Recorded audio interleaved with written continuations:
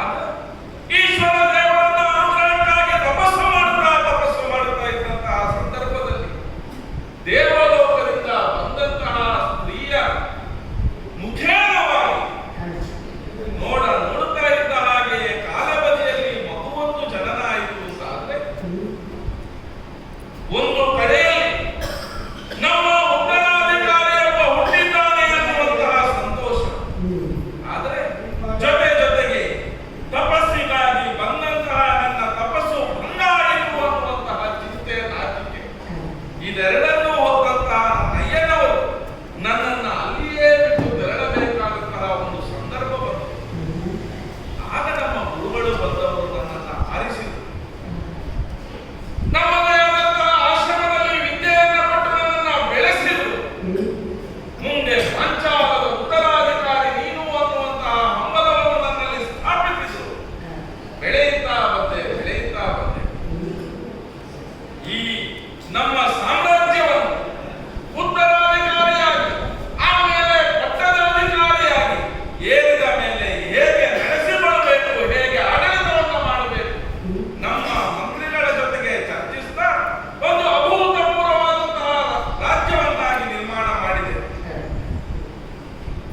ನಮ್ಮ ದೇಶ ಅನ್ನುವುದು ಈ ಆರ್ಯಾವರ್ತದಲ್ಲಿ ಅತಿ ವಿಸ್ತಾರವಾದ ದೇಶ ಏನೂ ಅಲ್ಲ, ಆದರೆ ನಮ್ಮ ಸೇನೆ ಅನ್ನುವುದು ಅದು ಅತಿ ವಿಶಾಲವಾದಂತಹ ಸೇನೆ. ಯಾಕೆ? ನಮ್ಮ ರಾಜ್ಯದ ಒಂದು ಪಾಲು ಭೂಮಿಯನ್ನಾದರೂ ಇನ್ನೊಬ್ಬರಿಗೆ ಆಕ್ರಮಣ ಮಾಡುವುದಕ್ಕೆ ಅವಕಾಶ ಇರಬಾರದು. ನಮ್ಮದು ನಮ್ಮಲ್ಲಿಯೇ ಉಳಿಸಿಕೊಳ್ಳಬೇಕು, ಬೇರೆಯವರನ್ನ ಸಂಪಾದಿಸಿಕೊಳ್ಳಬೇಕು ಅನ್ನುವಂತಹ ಹಂಬಲ ಅಲ್ಲ. ಆದರೆ ನಮ್ಮದನ್ನ ಕಳೆದುಕೊಳ್ಳಬಾರದು. ಕಳೆದುಕೊಳ್ಳದೆ ಇರುವ ಹಾಗೆ ಉಳಿಸಿಕೊಳ್ಳುವುದಕ್ಕಾಗಿ ನಮಗೆ ಅಕ್ಷೋಹಿಣಿ ಸೇನೆ ಬೇಕು. ಇದನ್ನ ಕಟ್ಟಿ ಬೆಳೆಸಿದವನು ಈಗ ಅರ್ಥವಾಗ್ತಾ ಉಂಟು. ಅಪ್ಪನವರ ಆ ಆಸೆ ನನಗೆ ರಕ್ತಗತವಾಗಿ ಈ ಹೊತ್ತಿಗೆ ಬಂದದ್ದು ಹೇಗೆ? ಈ ರಾಜ್ಯವನ್ನ ಚೆನ್ನಾಗಿ ಆಡಳಿತ ಮಾಡುವುದಕ್ಕೆ ಒಂದು ಶಂಕರೆಯಾಗಿ ಬಂದಿದೆ. ಆ ಅರ್ಥದಲ್ಲಿ ಒಳ್ಳೆಯ ರಾಜನಾಗಿ ಮಾಡಬೇಕಾದಂತಹ ಕರ್ತವ್ಯವನ್ನು ಮಾಡುತ್ತಾ ಪ್ರತಿದಿನದ ಹಾಗೆ ಒಡ್ಡೋಲಗವನ್ನು ಕೊಟ್ಟು ಮಂತ್ರಿಗಳೊಂದಿಗೆ ಸಮಾಲೋಚನೆ ಮಾಡುತ್ತಾ ಕೂತಲೊಂದು ಆಡಿದನಲ್ಲ, ಯಾರೋ ಒಬ್ರು ಬಂದಿದ್ದಾರೆ, ಯಾರೋ ಒಬ್ರು ಅಲ್ಲ ಅಂತೆ, ಬ್ರಾಹ್ಮಣರೊಬ್ಬರು ಬಂದಿದ್ದಾರೆ. ಬ್ರಾಹ್ಮಣರು ಬಂದ್ರೆ ಅವರನ್ನ ಅಲ್ಲಿಂದಲೇ ಹಾಗೇ ಕಳುಹಿಸಿ ನಮ್ಮಲ್ಲಿ ಯಾವುದೇ ಒಪ್ಪಿಗೆ ಬಂದ್ರು ಮೃಷ್ಟಾನ್ನ ಭೋಜನವನ್ನು ಮಾಡುವುದಕ್ಕೆ ಒಳ್ಳೆಯ ಪಾಕಶಾಲೆ ಇದೆ, ಆ ಪಾಕಶಾಲೆಯ ಕಡೆಗೆ ಕಳುಹಿಸಿ ಅಂತ ಆಡಿದೆ. ಆದರೆ ಅಲ್ಲ, ನನ್ನನ್ನು ಉದ್ದೇಶಿಸಿ ಮಾತನಾಡುವುದಕ್ಕೆ ಬರುವುದಕ್ಕುಂಟು ಅಂತ ಆಡಿದ. ಯಾರು ಎಂಬುದಾಗಿಯೂ ಆಡಿದ. ಹಾಗಾದ್ರೆ ಮತ್ತೂ ಒಂದಷ್ಟು ಬಂದವರು ಹಾಗೇ ಹೋಗಲಿ ಅಂತ ಆಡಿದ. ಯಾರು ಕೇಳಿ ಬರ್ತೇನೆ ಅಂತ ಒಳಗೆ ಬಂದವ ಹೇಳಲಿಕ್ಕೆ ಬರಲಿಲ್ಲ. ಹಾಗಿದ್ರೆ ಏನಾಗಿದೆ ಅಂತ ನೋಡುವುದಕ್ಕೆ ನಾವೇ ಒಳಗೆ ಬಂದ್ರೆ ಇವರಿವರೇ ಮಾತಾಡ್ತಾರ. ಬಂದ ಹಾಗೆ ಹೋಗುವುದೇ ಅಲ್ಲ, ಬಂದ ಹಾಗೆ ಹೋಗುವವರು ತಥಾಗತರು ಮಾತ್ರ. ನಾವು ಕಾರ್ಯಕಾರಣ ಇಟ್ಟೇ ಬಂದವರು. ಸಿಂಹಾಸನಕ್ಕೆ ಪ್ರಧಾನಗಳು ಧ್ರುವದ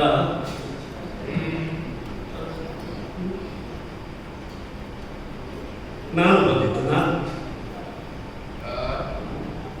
ನಿನ್ನವನು ನಾನೇ ಬಂದನಪ್ಪ, ಬೇರೆ ಯಾರು ಬರಲ್ಲ ತಾನೆ. ನಮ್ಮ ಪ್ರಜೆಗಳನ್ನೆಲ್ಲ ನಮ್ಮವರು ಅಂತಲೇ ಭಾವಿಸುವವನು ನಾನು. ಹಾಗಾದ್ರೆ ಎಲ್ಲರೂ ನಮ್ಮವರು ಅಂದ್ರೆ ಕೆಲಸ ಸುಲಭ ಆಯ್ತು.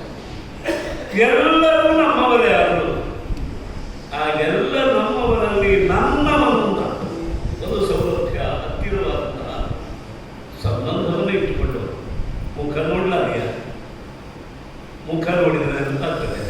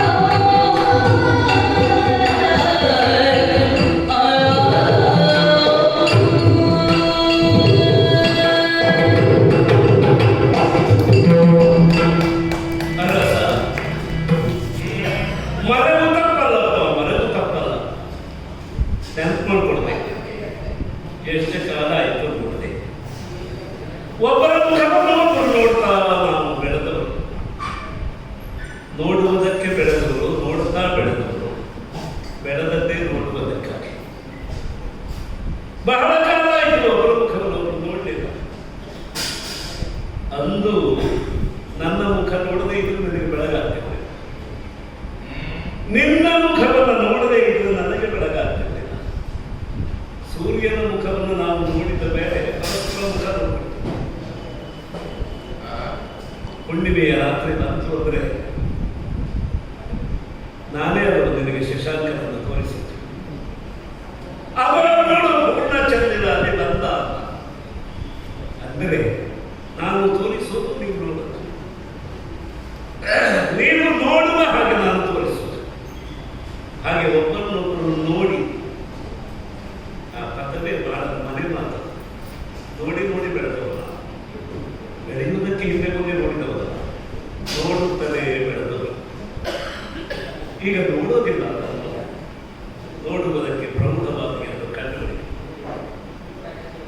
ಸಖನೆ ನಿನ್ನ ಕಣ್ಣುಗಳಲ್ಲಿ ಪ್ರತಿಭೆಯನ್ನು ನಾನು ಕಾಣ್ತಾ ಇದ್ದೇನೆ.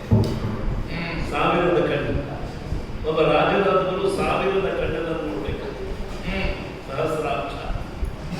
ಎರಡು ಕಣ್ಣು ಸಾಲದು ಪ್ರಪಂಚ ನೋಡ್ಲಿಕ್ಕೆ, ಸಾವಿರದ ಕಣ್ಣು ಬೇಕಾಗುತ್ತೆ.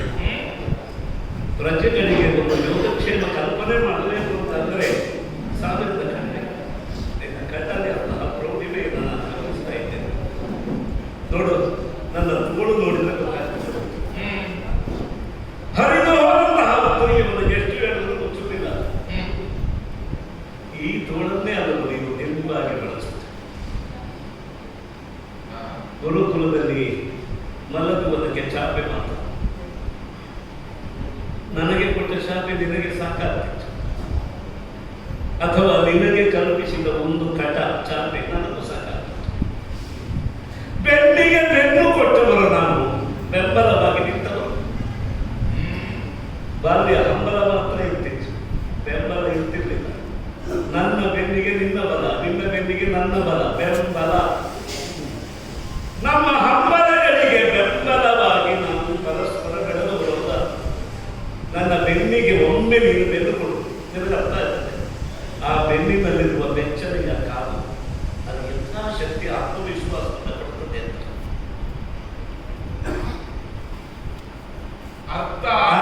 ಅರಮನೆಯಲ್ಲಿ ನೀನು ಹುಟ್ಟಿ ಬೆಳೆದವನಾದರೂ ನೀನು ಕಲಿಯುವಾಗ ನಿನಗೆ ಅರಮನೆ ಇರಲಿಲ್ಲ. ನೆರಮನೆ ಗುರುಮನೆಯಾಗಿತ್ತು, ಗುರುಮನೆಯೇ ನೆರಮನೆಯಾಗಿತ್ತು. ಪರ್ಣಶಾಲೆಯ ಒಳಗೆ ಸ್ಥಳ ಸಾಕಾಗ್ತಿರ್ಲಿಲ್ಲ. ಪರ್ಣಶಾಲೆ ಅಂದ್ರೆ ಏನು? ಹೀಗೆ ಮಾಡಿದ್ರೆ ಗೋಡೆ ಸಿಗ್ತದೆ, ಹೀಗೆ ಮಾಡಿದ್ರೆ ಮಾಡಿ ಸಿಗ್ತದೆ. ಕೈ ಅಳತೆಯ ಗೋಡೆ ಮಾಡುವುದರ ನಡುವೆ ಹೀಗೆ ನೋಡು, ಹೀಗೆ ಮಾಡು. ಯಜ್ಞಸೇನ ಎಂಬ ಹೆಸರು ಸಾರ್ಥಕದಲ್ಲಿ ಪಾಕಶಾಲೆಯಲ್ಲಿ ಜೀವನದ ಸಾರ್ಥಕೆಯಿಂದ ಪಾಠಶಾಲೆ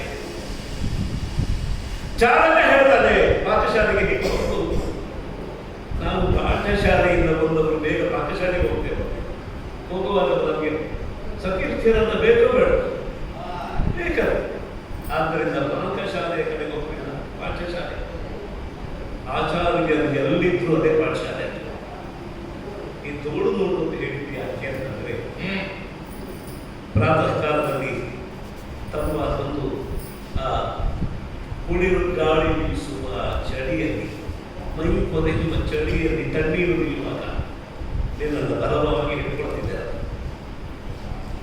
ನದಿಯ ಹರಿವಿನಲ್ಲಿ ಇಬ್ಬರೂ ಮೈಯೆಲ್ಲ ಚೆಲ್ತಾ ಇತ್ತು. ಭಾಗ್ಯವಂತ, ನೀವು ಹುಟ್ಟುವಾಗಲೇ ಪಂಚ ನದಿಗಳ ಪ್ರದೇಶ. ನಿಮ್ಮ ಮೈ ತೊಳೆಯುವುದಕ್ಕೆ 5 ನದಿಗಳು. ಮೈ ತೊಳೆಯಲಿಕ್ಕೆ ಒಂದು ಕಡೆ ಸಾಕು, ಒಂದು ಹೊಳೆ ಸಾಕು. ಆ ಹೊಳೆಯಲ್ಲಿ ಇಳಿಬಾರ ಈ ಬಾಹುವಿನಿಂದ ನಿನ್ನನ್ನು ಆವರಿಸಿಕೊಳ್ತೇನೆ. ಆಗ ನೀನು ಬಡಬಡಿಸಿದ್ದು ನನಗೆ ನೆನಪಿದೆ. ನೀನೇ ನನಗಮ್ಮ, ನೀನೇ ನನಗಪ್ಪ. ಅಮ್ಮ ಅಪ್ಪ ಅಮ್ಮ ಅಂದ್ರೆ ಆ ನಡುಕದಲ್ಲಿ, ಬಾಲ್ಯದ ಚಳಿಯ ನಡುಕದಲ್ಲಿ ನೀನು ಅಮ್ಮ ಅಪ್ಪ ಅಮ್ಮ ಅಪ್ಪ ಅಮ್ಮಪ್ಪ ಅಂತ ಹೇಳುವಾಗ ನನ್ನ ಅಪ್ಪು ಅಂತ ನಾನು ಹೇಳ್ತೇನೆ. ನೆನಪಲ್ಲ? 100 ಉದಾಹರಣೆ ಹೇಳ್ಕೊಟ್ಟಿದ್ದಾರೆ. ಗುರುಗಳು ನಮಗೆ ವಿದ್ಯಾಭ್ಯಾಸ ಮಾಡಿಸುವಾಗ ನನಗೆ ಎಲ್ಲವೂ ಬೇಗ ಅರ್ಥ ಆಗ್ತಾ ಇತ್ತು. ನಿಮಗೆ ಅರ್ಥ ಆಗ್ತಾ ಇದೆ.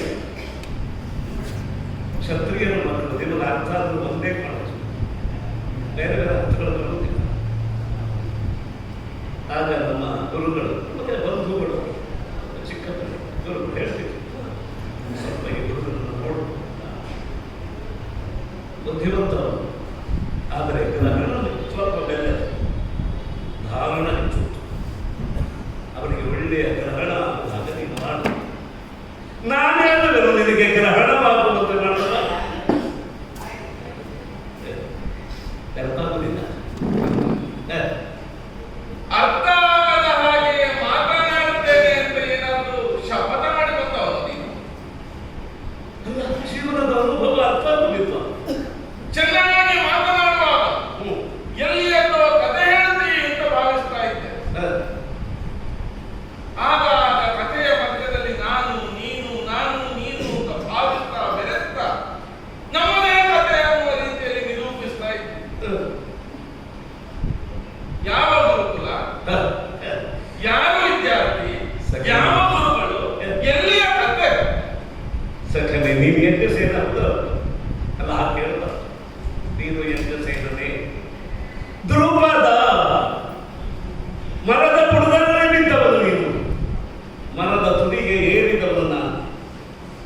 ಜೀವನದ ಫಲ, ಜೀವನಕ್ಕಾಗಿ ಫಲ ಬೇಕು ಅಂತ ನೀನು ಆಕಾಶ ನೋಡ್ತಿದ್ದೆ, ಅಲ್ಲಿರುವ ಹಣ್ಣುಗಳನ್ನ ಪಟಪಟನೆ ನಾನು ಉದುರಿಸ್ತಿದ್ದೆ. ಧ್ರುಪದನಾಗಿಯೂ ಮರದ ಬುಡದಲ್ಲಿದ್ದರೂ ಜೀವನದ ಫಲ ಸಿಗುವ ಹಾಗೆ ಮಾಡಿದವ ನಾನು. ನೆನಪಾಗುತ್ತಿಲ್ಲ. ನೆನಪೇ ಆಗದೇ ಇರುವಂತಹ ಘಟನೆಗಳನ್ನೇ ಮತ್ತೆ ಮತ್ತೆ ಆಡಿದ್ರೆ ಏನು ಪ್ರಯೋಜನ ಅಂತ ಬೇಕು? ಈಗ ನನ್ನ ಗುರುಗಳೇ ನಿನ್ನ ಗುರುಗಳು ಹೌದಾ? ಯಾವ ವಿದ್ಯಾಭ್ಯಾಸ, ಅಲ್ಲ. ಯಾವ ಗುರುಗಳು? ನಿಮ್ಮ ಗುರುಗಳೇ ಯಾವತ್ತು ಕೇಳಬಾರದು, ಅದಕ್ಕೆ ನಾನು ಹೇಳಿದೆ. ತನ್ನ ಹೆಸರನ್ನು ಹೇಳಬಾರದು, ಗುರುವಿನ ಹೆಸರನ್ನು ಹೇಳಬಾರದು, ಹೆಂಡತಿಯ ಹೆಸರು ಹೇಳಬಾರದು, ಹಿರಿಯ ಮಗನ ಹೆಸರು ಹೇಳಬಾರದು. ಈಗ ಹೆಸರು ಹೇಳಿದೆ, ಕಥೆ ಹೇಳಿದ್ದಕ್ಕೆ ಗುರುವಿನ ಹೆಸರನ್ನು ಹೇಳುವ ಅನಿವಾರ್ಯತೆ ಬಂತಲ್ಲ ಪುಣ್ಯಾತ್ಮ. ಈಗ ನಿನ್ನ ಗುರುಗಳ ಹೆಸರು ಹೇಳ್ತೇನೆ ನಾನು, ಅವರೇ ನನ್ನ ಗುರುಗಳು ಅಂತ ತಿಳ್ಕೊ. ಅಗ್ನಿವೀಶ್ಯರು ನಿನ್ನ ಗುರುಗಳು ಹೌದಲ್ಲ? ನನ್ನ ಗುರುಗಳು ಯಾರು ಅಂತ ಪ್ರಪಂಚದಲ್ಲಿ ಎಲ್ಲರಿಗೂ ಗೊತ್ತಿರುವ ಸತ್ಯ. ಹೌದಾ? ಈ ಕೆಲವೊಂದು ಸತ್ಯವನ್ನು ಕೇಳಿ ಆಮೇಲೆ ಅದಕ್ಕೊಂದು ಕಥೆಯನ್ನ ಕೊಡಿಸಿ ಅದರಲ್ಲಿ ನಾನು ಒಂದು ಮಣಿಯಾಗಬೇಕು ಅಂತ ಹೊರಟ್ರೆ ಆ ಮಣಿ ಉಳಿಯುವುದಕ್ಕೆ ಅಲ್ಲ, ಅಗ್ನಿವೇಶ್ವರ ನಿನ್ನ ಗುರುಗಳು ಹೌದಲ್ಲ? ಅಲ್ಲ ಅಂತ ಆಡೋದಕ್ಕೆ. ಹಾಗಿದ್ರು ಅವರು